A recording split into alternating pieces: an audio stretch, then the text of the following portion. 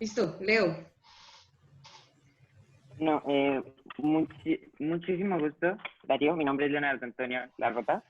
Hola, hola Leo. Es un gusto tener el placer de recibirte y tener pues esta oportunidad de tener una forma de ver el aprendizaje desde unas barreras distintas y poder tener experiencias un poco salidas de la metodología continua que llevamos.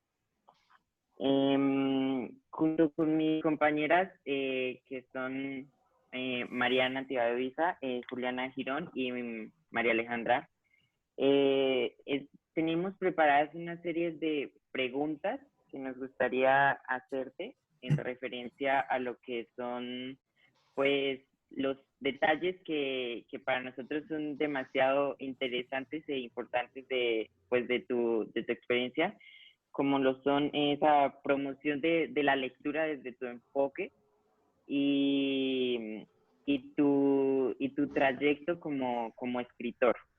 Entonces, pues, pues me gustaría, te presento, saluden niñas, te las te presento. Buenos días, Darío. Hola, ¿cómo están? Buenos días. ¿Cómo están? Ya no tan niñas, ¿no? Ni tan niños, ¿no? Están grandes. Están grandes. Bueno, pues en la primera pregunta que me gustaría hacerte es, ¿por qué decidiste estudiar literatura? Porque me enamoré de la persona indicada. O sea, la persona que me decían que no era la indicada. Espere, más o menos ordeno la cuestión. Yo tenía 13 años de edad y me enamoré locamente de una pelada mayor que yo, que tenía como 18 años de edad. Y entonces esa pelada nunca me iba a hacer caso, jamás me iba a poner atención, porque yo era un niño de gafas y era aburrido y era medio gordo también, y entonces jamás me iba a poner atención. Entonces le pregunté a la bibliotecaria de mi colegio, le preguntaba a todo el mundo cómo iba a poder hacer para conquistar a esa muchacha. A pesar de que todos mis amigos y todo el mundo me decía que era una ridiculez, una tontería. Entonces, la bibliotecaria del colegio me sugirió que leyera a Neruda, a Pablo Neruda, los 20 poemas de amor y una canción desesperada. Entonces, se me hizo muy fácil copiar a Neruda, copiar la paráfrasis de Tagore que aparece ahí en el libro y se la regalé a la muchacha de 18 años, que era 5 años mayor que yo. Y entonces me di cuenta del poder de la literatura en el momento en que la muchacha dobló la hoja, se la metió en el bolsillo y nunca más me volvió a dirigir la palabra. La experiencia de la literatura nace por el rechazo total. Y porque empecé a pensar cómo conquistar a esa muchacha, cómo conquistar a esa pelada, y por los imposibles, porque la literatura en el fondo es la búsqueda de un imposible. Ya después vienen las otras preguntas, pero ahí empezó mi amor por la literatura, porque yo decía, si puede uno capturar a alguien con la palabra, así esa persona jamás le hable a uno, la literatura es un arma muy poderosa. Y entonces ahí empecé, cuando tenía 13 años de edad, y empecé a leer de una forma ya desaforada y enferma, a pesar de que la pelada nunca me volteó a mirar. Sí, fue una cosa emocional. Eso siempre empieza así. Eso no es una cosa intelectual, eso siempre es emocional.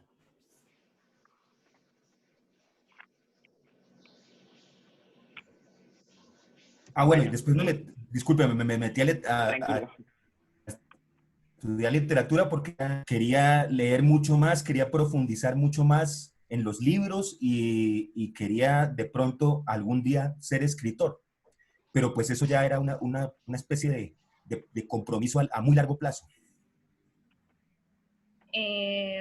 Muy interesante tu hecho de cómo decides estudiar literatura. De hecho, creo que nunca lo hubiera pensado así.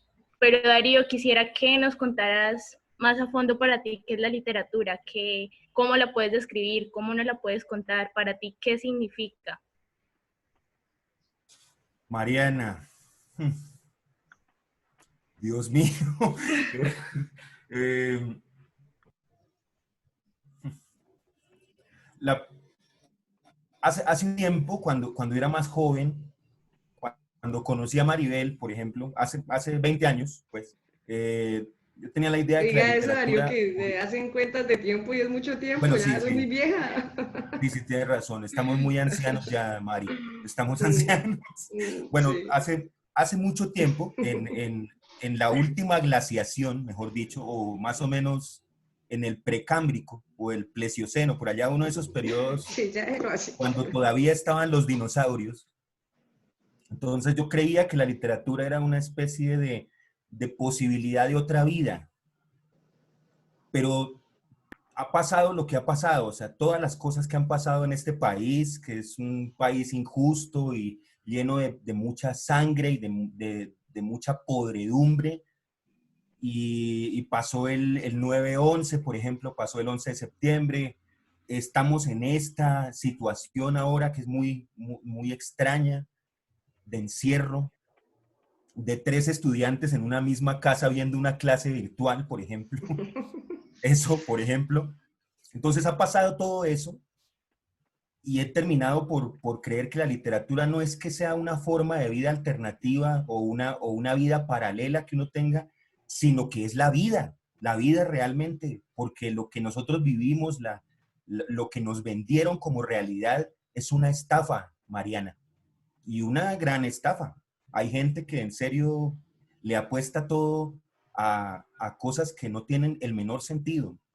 Esa idea, por ejemplo, de progreso, que es una idea tan barata y tan miserable, eso realmente, la única respuesta que uno puede encontrar es la vida real, y la vida real está, por lo que me he dado cuenta, en los libros, y yo creo que la literatura le aporta a uno una noción de realidad mucho más profunda que la que le venden a uno normalmente en la vida cotidiana, la de lavar loza y la de hacer oficio y matarse en un trabajo para tener dinero. O sea, yo creo que la vida real está a veces más es en la literatura, que le permite a uno soñar.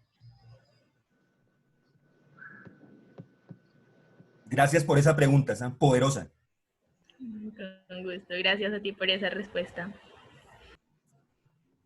Sí, bueno, Juliana.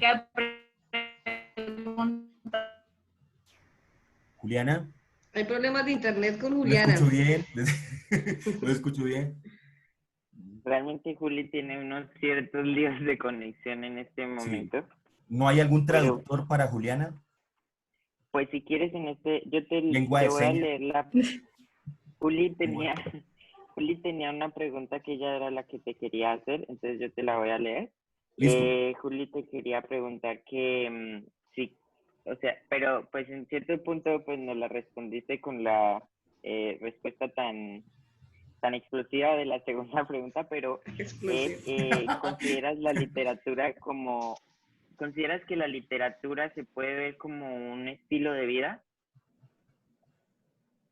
Sí, es difícil, pero se puede, se puede. Yo lo que creo es que lo que puede ser un estilo de vida es la poesía, porque la poesía lo está rodeando a uno todo el tiempo. La literatura está incluida en la poesía. O sea, el hecho de que uno pueda experimentar la belleza diariamente es un signo de que la literatura o la poesía pueden ser una forma de vida. Que no dé dinero, eso ya es otra cosa, porque efectivamente no da dinero, y que lo prepare a uno de pronto para ser un derrotado es posible, porque uno no triunfa, digamos, y Gracias, el Darío. Eso síganos triunfo rápido. poniendo en evidencia en esta entrevista. No, pues no, Sí, lo siento. así es, nada que hacer. Si su merced les enseña esas cosas, me parece muy bien, me parece muy bien. Y me sorprende que siga todavía en el Celestín Freinet enseñándoles esas cosas. No, pues, Oh, sí, es un milagro. yo no sé cómo funcionan las cosas, pero sí funcionan. Sí, claro. Efectivamente, no es un modus vivendi, es decir, no se puede lucrar de la literatura todo el tiempo, ni siempre casi, pero sí se puede vivir para esa experiencia, mejor dicho. Y yo creo que eso es lo que hace la vida lo que hace que la vida tenga un contenido serio, un contenido profundo, que uno puede experimentar la belleza permanentemente. No sé si si sea una buena respuesta, no lo sé. No sé Y realmente es si una respuesta muy, muy interesante y que se opone mucho hacia lo que es el lado de, pues como lo planteas, lo que es vivir en la sociedad de un mundo que no contempla, o sea, pues desde que lo veo yo, que no contempla tanto lo que es no solamente la literatura, sino el arte en sí como un sustento económico, siendo una base tan importante del desarrollo de la sociedad. Y pues desde la forma en la que tú, o sea, es muy interesante escucharlo desde tu perspectiva porque pues nosotros, o al menos personalmente, lo vemos desde la perspectiva de en este momento ser estudiantes que se supone estamos siendo preparados para salir al mundo real y es interesante escucharlo desde la perspectiva de la persona que ya lo está viviendo y que ya lo ha vivido y tiene la trayectoria en ese recorrido, en ese camino. Entonces, realmente sí es una respuesta que es muy, muy, muy, bueno, no sabría, ya no sé ni qué palabra expresar, lo genial que es la respuesta. Muy bien, muchas gracias. Bueno, Darío, Sí. por lo que nos has contado, ¿cuáles consideras que son los autores que más han influenciado en tu carrera? Uh, Están dando duro, Darío, esas preguntas. ¿Cuánto tiempo tenemos? ¿Cuánto tiempo tenemos? Recuerda que tenemos un tiempo limitado, entonces no Ah, sí, podemos cierto, extendernos Zoom. todo el día, sino no Sí, podemos eso es lo que extendernos hasta pasa la eternidad hablando de los autores, no. Sí. lo que pasa con Zoom, sí, lo que pasa con Zoom. Bueno, me voy a remitir básicamente a la gente que le cambió a uno la vida. O sea, puedo decir una cita de Kafka, ¿no? Kafka hablaba de que los libros tienen que golpearlo a uno, darle a uno un puñetazo y reformarlo a uno. Entonces creo que sin duda hay dos autores que los tengo por encima de todo lo que he leído, porque me cambiaron la manera de pensar y me cambiaron el camino, digamos, la ruta me la cambiaron. Uno es César Vallejo, que es un poeta peruano, que es un poeta difícil, de difícil lectura, supremamente sensible, supremamente comprometido con el sentimiento y con la aventura de vivir en este mundo. Ese poeta, lo recomiendo profundamente, es un poeta extraordinario. Con Maribel vivimos una situación, no voy a entrar en detalles, pero vivimos una situación supremamente pesada y fea hace unos años. Nos encontramos en un funeral de una persona por ahí, muy querida. Y la única arma que yo llevaba para poder hablar con Maribel eran los poemas de César Vallejo. No sé si recuerda, Maribel. Claro que ¿Se sí, acuerda? imposible olvidar eso, muy duro. Sí, sí, porque a los golpes de la vida uno le responde con golpes tan poderosos como esos. Entonces está la poesía de Vallejo que puede servir como una especie de salvavidas, de resistencia para los golpes de la vida. Y por otro lado está Emily Dickinson, que les recomiendo mucho y ojalá con Maribel puedan leer algo de Emily Dickinson. Es una poeta norteamericana que realmente a mí personalmente me cambió la forma de leer, de escribir, de ver las cosas. Ella no viajó, no fue famosa, no tenía miles de believers, ni de seguidores, ni nada de eso. Vivió encerrada en su casa, pero tenía una forma de ver la vida supremamente diferente a como uno la ve normalmente. Para ella los detalles mínimos de la vida eran los más valiosos, los más grandes. Esos dos escritores, esos dos autores creo que los pongo por encima. Hay muchos más, muchísimo más. Y recomendaría, pues para un caso más nuestro, más colombiano, que si de pronto se encuentran con él en algún momento de la vida, les puede servir mucho, que es Fernando González Ochoa. Fernando González. Él es un filósofo colombiano. El filósofo de Podríamos, otra parte. el filósofo de otra parte, sí señora, justamente. Él tenía una idea del pensamiento y de la filosofía que era caminarlo, o sea, salir a caminar o detenerse en las cosas, detenerse mucho tiempo observando algo, observando una realidad. Yo creo que es muy necesario un pensador como esos, en un tiempo como estos, en donde vivimos a toda, vivimos con velocidades de afán, hacemos todo de afán, las reuniones de Zoom son de afán, todo es de afán. Entonces, ese personaje puede ser muy interesante y muy valioso. Esos tres. Bueno, Darío, pero yo le aclaro que no es tan de afán, porque en realidad dejamos hoy que es un bloque que tenemos grande de clases con grado 11 para poder escucharlo y poder tener un Bien, tiempo bien. de... Entonces, pues, bueno, obviamente sí, en algún momento se desconecta la sesión, pero pues si todavía estamos, sí, la idea será que nos Listo, siga listo. acompañando. Y como Si no usted se me deja aburre. tareas acá y yo acostumbro a cumplir las tareas, la recomendación de ustedes es que leamos algo de Emily Dickinson.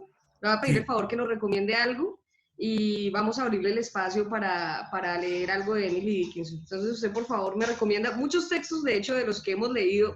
Bueno, sabría que si la mayoría de cosas que hemos leído tiene que ver con este sujeto, pero esos poemas entonces que queden como tarea, Darío.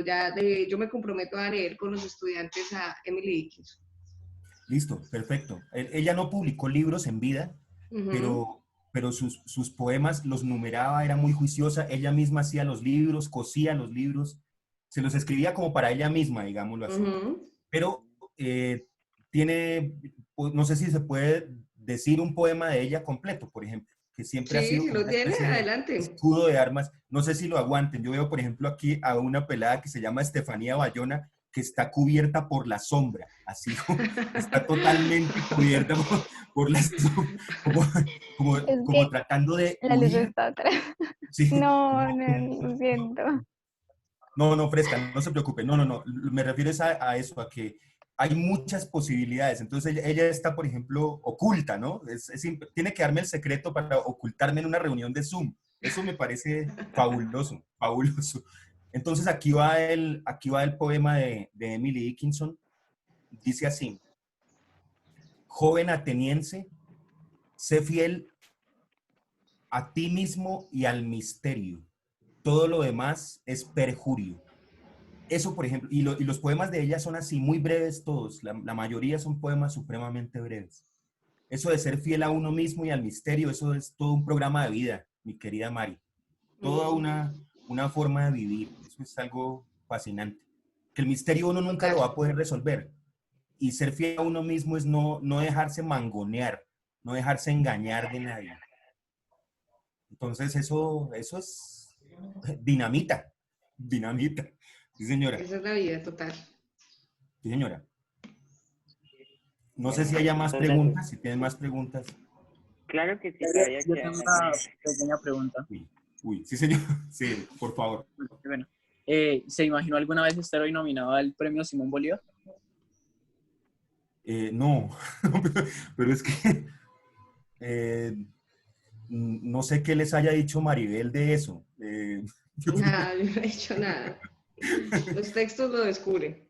Sí, claro, no, yo nunca me imaginé eso porque no tenía pensado, entre mis planes no estaba, digamos, hacer un trabajo periodístico, nunca me imaginé, porque el periodismo es una labor que a pesar de Carolina Cruz y de otras personas babosas por ahí, es un oficio muy serio y muy respetable. No sé si vieron ayer a Carolina Cruz hundiéndole cuchillos a unos libros, por ejemplo, que me parece una falta ¿No? de respeto total, horrible, horrible. Tiene que ver eso, Mari, horrible. Ujú. Entonces, a pesar de que el periodismo está lleno de tanta gente sin cerebro, sin seso, en algún momento uno incursiona con algún texto, alguna cosa por ahí, y dio la casualidad de que este texto de Estanislao Zuleta, pues, se prestó para la nominación al premio. En noviembre sabemos, si me gano el premio, Hablando, hasta Yopal voy. Allá vamos y se Bueno, los... Darío, que conste, quedó Sí, comprometido, lo señor. tenemos que tener en Hola, vivo y en directo. esperamos. Y menos mal que está quedando grabado, Darío, pero es que les cuento que Darío no lo podemos sacar de Duitama, nunca sale de Duitama. Lo máximo que hemos logrado es estar en Bogotá con Darío, pero si logramos que venga a Yopal sería genial. Así que aquí lo estaremos esperando. Vamos a Ya ver. quedó comprometido. hablando, hablando curiosamente de Estanislao Sí, señor. Zuleta, Sí, señor. nosotros nosotros preparando nuestra, pues haciendo un preparativo de lo que es nuestra entrevista, leímos una frase que nos llamó mucho la atención y fue la siguiente. Para mí, una sociedad mejor es una sociedad capaz de tener mejores conflictos, de conocerlos y de contenerlos, de vivir no a pesar de ellos, sino productiva e inteligentemente en ellos. Cuando nosotros leímos en esta frase, lo que más nos llamó la atención fue pues el momento histórico en el que globalmente nos encontramos, y automáticamente quisimos preguntarte que si consideras, ¿cómo consideras que deberíamos aprender a llevar esta situación en este momento en el que nos encontramos? Uy, esa es la pregunta del $1.000.000, mijo. Eso es. Ahí su merced está citando a Estanislao Zuleta, ese maestro, ¿no? Que nos enseñó a ver las cosas de una manera mucho más amplia, más general. Y entonces me apego a él para decir que yo creo que sí es necesario ver las cosas de una manera más amplia, más global, ¿no? Voy a ponerle un ejemplo a su merced y a todos, les voy a poner un ejemplo de eso. Aquí, toda la vida, nosotros hemos entendido este país como si fuera una sola cosa, un solo país, y marcamos a las personas. Entonces, por ejemplo, pensamos que los costeños son perezosos, que los paisas son personas muy inteligentes para los negocios, y vivimos rodeados de ese tipo de ideas que nos meten en la cabeza, ¿sí? Por ejemplo, le pongo un ejemplo mucho más centrado allá en la tierra del Yopo, ¿no? Durante mi adolescencia crecí o me hicieron crecer con la idea de que las mujeres llaneras eran mujeres que lo embrujaban a uno, o sea, que le hacían a uno tomar un bebedizo y que lo embrutecían a uno y uno terminaba siendo un esclavo de las mujeres llaneras. Eso no es cierto, o no sé, pero creo que no. Lo digan No sé. las llaneras, que No están sé. aquí. Pero la gran mayoría de las percepciones que nosotros tenemos parten de eso, de prejuicios. Nosotros no tenemos una visión amplia de la vida de los otros, ni de nuestra propia vida. Entonces no podemos ver las cosas de lejos, y creo que eso nos ha hecho muchísimo daño, porque yo estoy seguro de que hay más de un rockero en el llano. Estoy seguro de que las mujeres llaneras no son brujas, o no sé, pero creo que no. Y estoy seguro de que vivimos llenos de muchísimos prejuicios y medimos la realidad a través de pequeños lentes, de visiones muy cortas, muy reducidas. Y eso nos ampliar un poco la visión nos permitiría por lo menos soportar lo que estamos viviendo, la crisis que estamos viviendo. La crisis no va a ir. O sea, nosotros vamos a estar en crisis hasta el día de nuestra muerte, pero por lo menos sí podemos aprender a vivir con ella, ¿no? Viendo las cosas de una manera más amplia. Bueno, nos quedan en este momento discúlpame, qué pena, Leo, nos quedan 3 minutos de esta sesión, pero entonces, Darío, ¿usted se puede volver a conectar con nosotros? Claro que sí. Claro bueno, que entonces sí. Cuando nos desconectemos les voy a pedir el favor que volvemos y ingresamos nuevamente por Zoom, ¿vale? Listo. Ahí nos queda tiempo para Sí, señor. Una pregunta más. Yo te iba a decir que consideraba que lo mejor era cerrar la sesión y volver a entrar como para que en la pregunta... No se corte la sesión. Lo que tú digas, Leo, ok, señor moderador. No, está bien. Está muy bien. Ese muchacho, Leo, es muy pilo. Bueno, profe, la sesión no se está grabando. Sí, se está grabando, Nico. Se está grabando. Ay, no, a mí no me aparece el icono. Sí, hola, Nicolás. está grabando. Bueno, entonces voy a desconectarme. Ahora nos vemos, ¿no? Ya volvemos a conectarnos, Darío, por favor.